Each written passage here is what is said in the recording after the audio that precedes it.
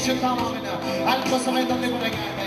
നിങ്ങൾക്ക് കൊടുക്കാവുന്ന ഏറ്റവും നല്ല കരമതി, ഏറ്റവും നല്ല ശബ്ദം, ഏറ്റവും നല്ല ദൈവത്തിന് കൊടുക്കാതെ ഇന്ന് രാത്രി അവന് മഹത്വത്തിന് രാജാവായി നമ്മുടെ മധ്യത്തിൽ എഴുതി വന്നിട്ടുണ്ട്.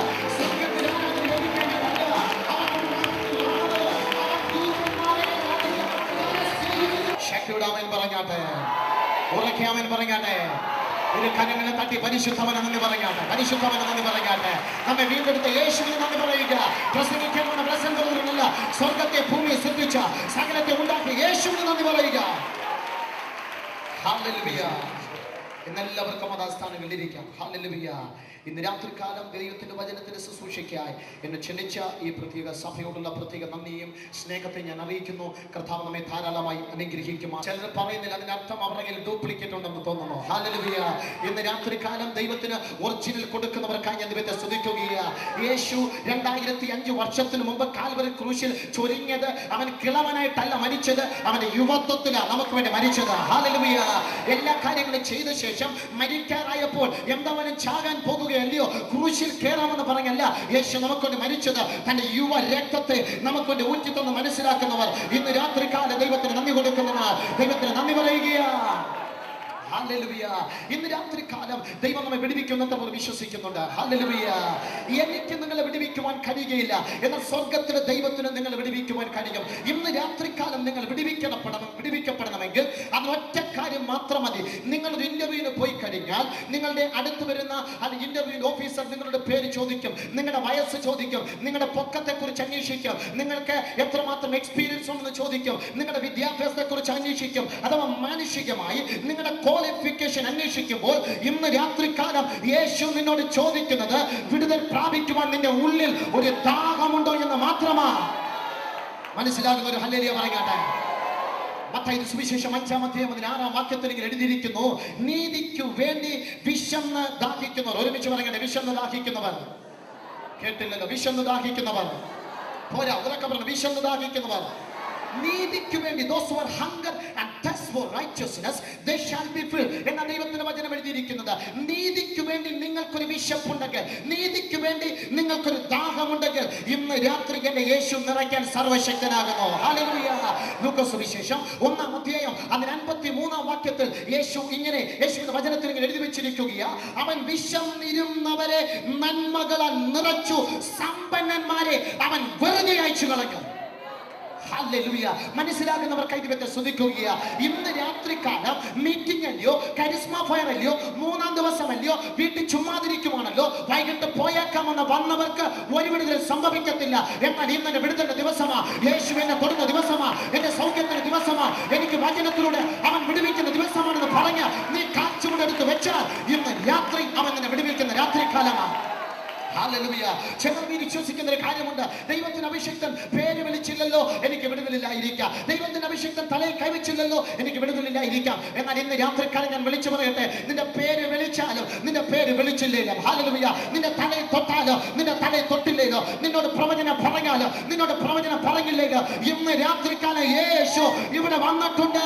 പ്രവാചകൻ നിന്നെ തൊട്ടാലും ഇല്ലെങ്കിലും അവൻ നിന്നെ വിടുവിപ്പാൻ സർവശക്തനാകിയ ഞാൻ ദൈവത്തിന് നന്ദി പറയുകയാണ്.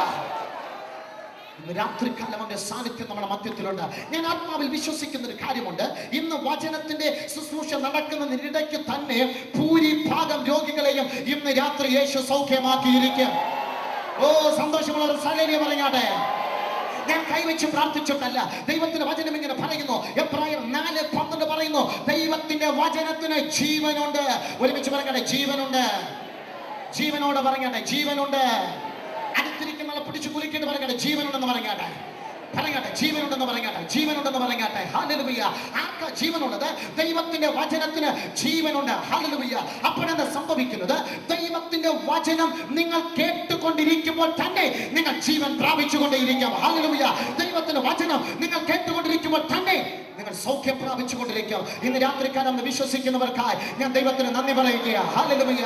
പരിശുദ്ധവനോട് ഇങ്ങനെ പറയുക, ഇന്ന് രാത്രിക്കാലം ആത്മാവിന്റെ വലിയ ഒരു സാന്നിധ്യത്താൽ ഇന്ന് ജനത്തെ ദൈവം സ്പർശിച്ചു കൊണ്ടിരിക്കുകയാണ്. കുടുംബ ശാപങ്ങളാൽ ബന്ധിക്കപ്പെട്ട് ഇതിനകത്തിരിക്കുമ്പോഴും എന്റെ കുടുംബത്തിന്റെ സ്ഥിതിക്ക് എന്നൊരു ഭേദമുണ്ടാകും എന്ന് ചിന്തിച്ച് ഭാരപ്പെടുന്ന മാതാവേ, പിതാവേ, ഇന്ന് രാത്രി ദൈവത്തിന്റെ വചനത്തിലൂടെ ഞാൻ വിളിച്ചു പറയട്ടെ, നീ ഇവിടുന്ന് ദൈവത്തിന്റെ വചനം കേൾക്കുക.